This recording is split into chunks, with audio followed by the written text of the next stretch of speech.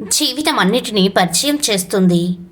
తిని ఖాళీగా కూర్చునే రోజులను, తినడానికి సమయం దొరకని రోజులను, నిద్ర పట్టని రాత్రులను, నిద్రలేని రాత్రులను, ఘోరమైన ఓటమిని, ఘనమైన గెలుపును, ఆకాశానికి ఎత్తే అభిమానాన్ని, పాతాళానికి తొక్కే మోసాన్ని, బాధలో తోడుగా ఉండే బంధాన్ని, బాధించే బంధువులను, వంగి వంగి దండాలు పెట్టించుకునే అధికారాన్ని, ఎవరికంటికి కనిపించని దీనస్థితిని జీవితం అన్నిటినీ పరిచయం చేస్తుంది.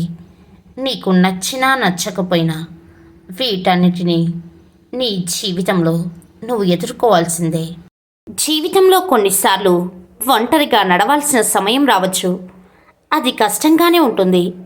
కానీ ఆ ఒంటరితనమే డబ్బు విలువ, చదువు విలువ, మనుషుల విలువ, కష్టం విలువ, సమయం విలువ, జీవితం విలువ అన్నీ నేర్పిస్తుంది. సంతోషాన్ని మించిన సంపద లేదు, ఆరోగ్యాన్ని మించిన ఆస్తి లేదు, చిరునవ్వును మించిన ఆభరణం లేదు, స్నేహితులను మించిన ఆప్తులు లేరు, తల్లిదండ్రులను మించిన దైవం లేదు. చెవులతో మాత్రమే విని కనులతో చూడని ఏ విషయాన్ని నమ్మకండి. ఎందుకంటే అసూయపరులు చెప్పే మాటలతో బంధాలు శాశ్వతంగా దూరం కావచ్చు. మాట్లాడుకుంటే 10 నిమిషాల్లో తీరిపోయే చిన్న చిన్న సమస్యలను కూడా భూతద్దంలో పెట్టి చూస్తూ మౌనంగా ఉంటూ 10 సంవత్సరాలైనా తీరని సమస్యగా మారుస్తున్నారు.